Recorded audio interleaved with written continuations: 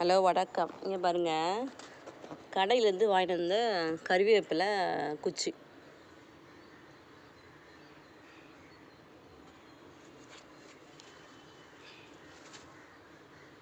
ரெண்டு குச்சி. அந்த இலையெல்லாம் இனிக்கிட்டு நட்டு வச்சேங்க. நான் வருன்ற ஒரு நம்பிக்கையே இல்லாமல் அரைகுறையாக நம்பிக்கையோடு வச்சேங்க. இதில் பார்த்தீங்கன்னா ஒன்று வரல, சரியாக வரல. இது வரல, பார்த்தா அழுகிட்டுருக்கு.